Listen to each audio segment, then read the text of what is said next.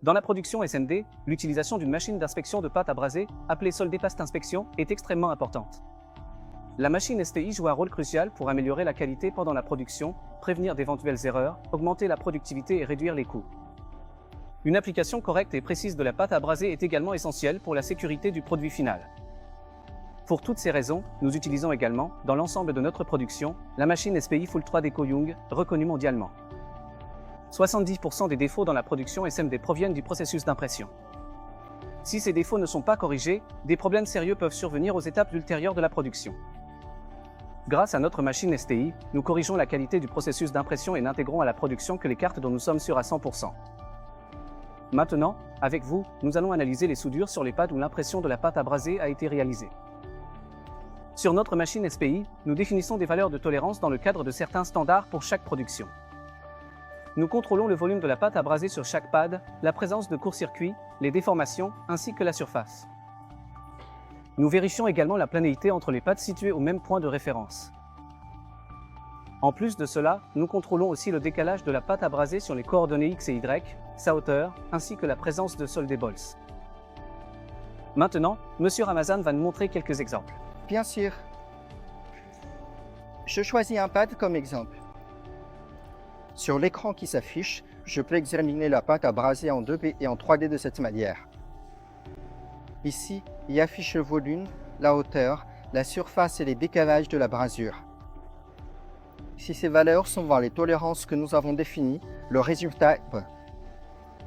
Si elles dépassent les tolérances, il les classe comme non bon. Maintenant, je commence à scanner toute la carte.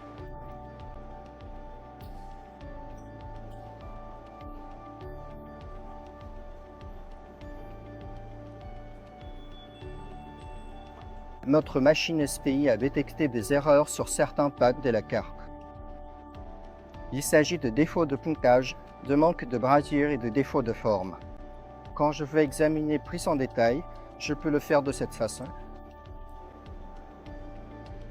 Par exemple, il montre un pad sur la carte où il n'y a pas de brasure.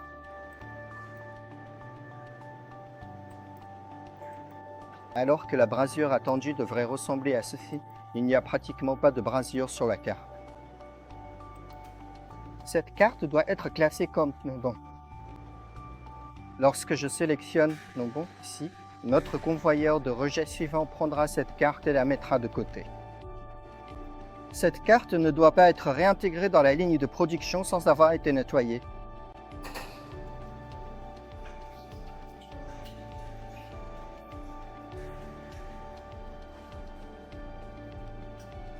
Quant aux cartes qui passent en bon, elles continuent tout au long de la ligne de production. Enfin, grâce à l'option SPC et au lecteur de code barre présent sur notre machine, nous réalisons des analyses statistiques de données. Ici, nous obtenons des données historiques, examinons les valeurs de capacité de processus tels que CPK, CPU, CP, et en même temps, nous analysons nos taux de rendement et menons des analyses de causes racines. Si nécessaire, nous modifions les paramètres d'impression afin d'atteindre une qualité avec un taux de précision de 100%. Aujourd'hui, nous vous avons parlé de l'importance de la machine SPI, l'une des machines les plus critiques de la production SMD. On se retrouve dans la prochaine vidéo.